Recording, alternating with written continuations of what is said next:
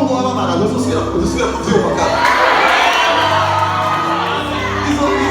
izo diyabete bitatu gazigabanuka zirasibanganya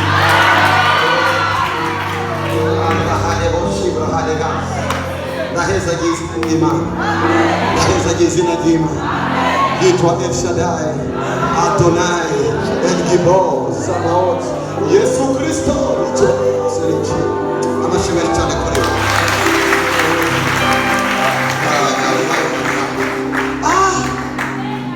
ubu rero niratangura gusenga ndaza kubemerera mugurura ama WhatsApp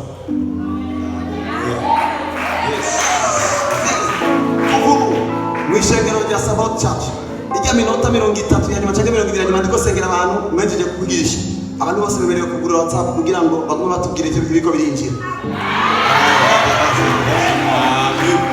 Messi bazokumva abiyo bari mu bitaro warakize karabaye ubundi azokumva Messi amubwira ngo y'amafaranga barayamaha batuzobimenyera ngande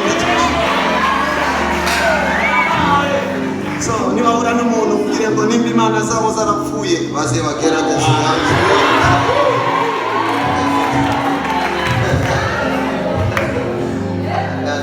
umuntu adatahura imvugo yagacavuga ngo kuno kwirata reka ndamufashisha ijambo ry'Imana Bibiri ivuga ngo n'uwirata yirate ko yamenye umwami so mbana mari muzi ingorane dufise muri ro generation umuntu ahagurutse ngaho haleluya ndashimira Imana muri gitangaza nari nshonje habura iminota 5 gusa barazanira irobo abakristo bose amen iyo ninaye ariko ubundi agahaguruka kuko intaye yose ubukuru bw'intaye ushoboye gutuma inyifato y'umuntu ijyana n'intaye agomba gushinga ugomba gushinga ko yarose irobo n'ukuntu yifata urabibona ariko ubundi arahagurutse nagomba murambabarira sinyifato nagomba ndabashingira intaye yuko mu ndwi zibiri ziheze Imana yarameza miliyoni 600 intaye utabitahura atavuga ngo ubwo n'ubwibone no la situation oblige kugenda na contact subwibone kuko contact ni bayisiga mu modoka iyo uhuye n'umuntu afite contact gutya subwibone none yari bisiga mu nzu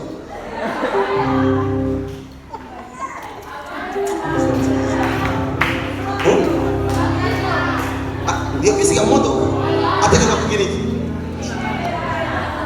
ariko basiga subwibone agenda na contact none ayigusigire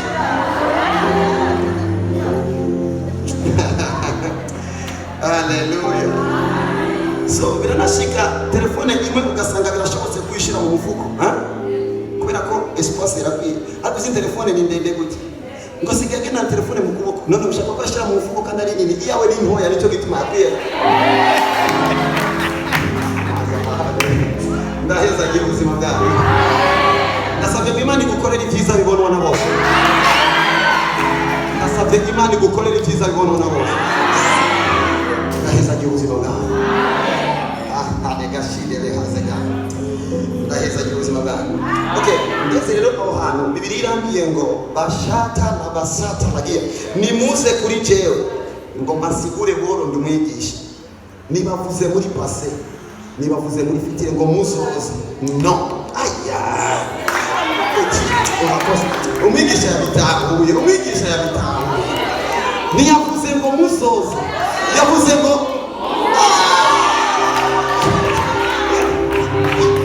iri ni jambo ry'Imana ndiko ndasoma ntiyavuze ngo muzoze no ekanda nimuze kuri jewe mwese ntiyavuze abakufi ntiyavuze niyakuza 11 niyakuza abagandi nimuze mwe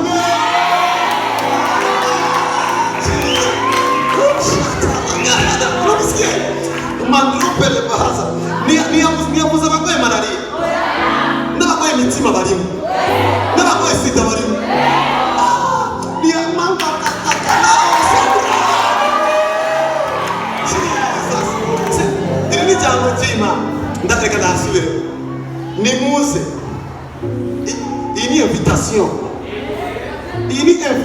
directe harabadengo sara nimuze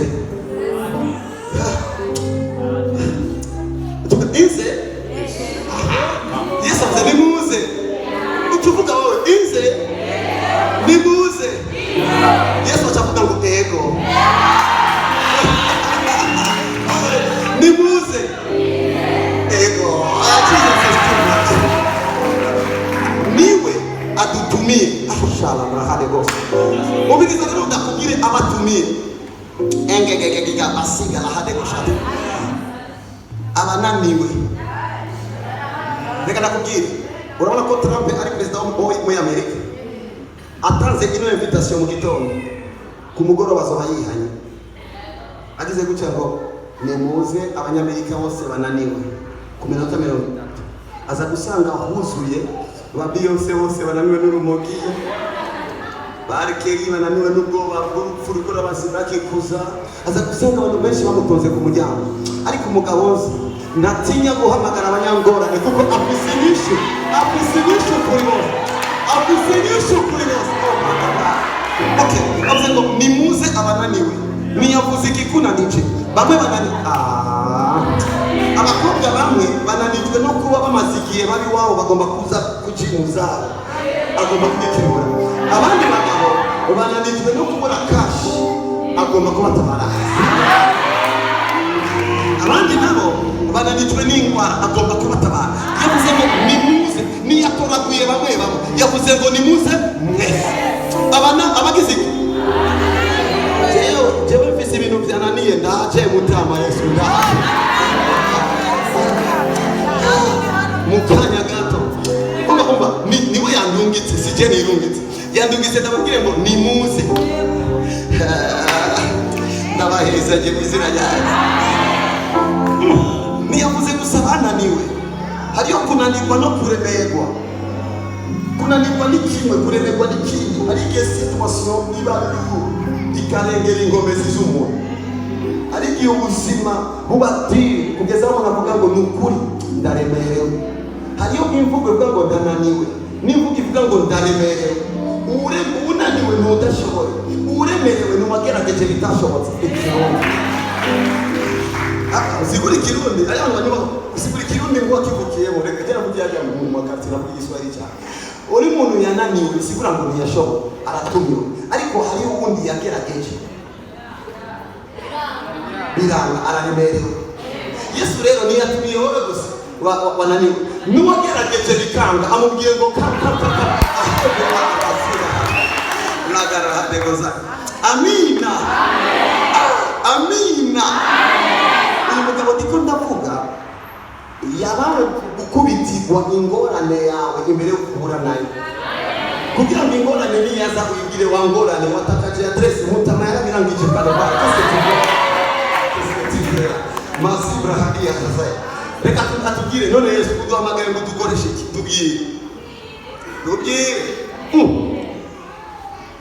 ndabagiki ndabaruhure ndabaruhure. Ariko nakeneye kumva kuruhurwa na Yesu muri kino gihe. Ingorane kirundi kirabagora. Umufuko uremerewe, si umufuko urimo amafaranga menshi, ahubwo ni umufuko utari mu mafaranga. Biraterwa igihugu uragitaho iyo uvuga ngo umufuko ujya mu mugabo waremerewe, si kubera ko wuzuye amafaranga, ahubwo wabuze ibyo utanga. Araje kuruhura imifuko. Kuruhura imifuko ni ugupakiza.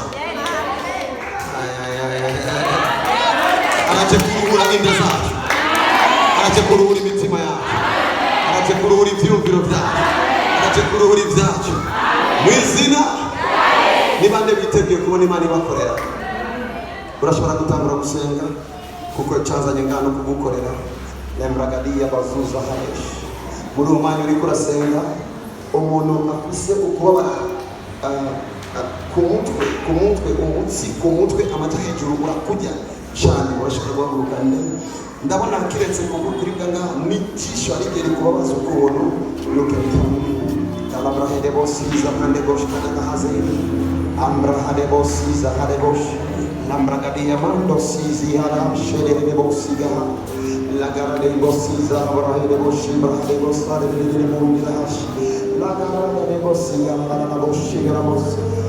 senga senga uganira n'Imana, senga uganira n'Imana igatunganya ibyakubabaza ibyakuremera yaremo shibra yaremo kubasibra haleshi na bragadiya masuza brahane mosh na bragabose ketele brigende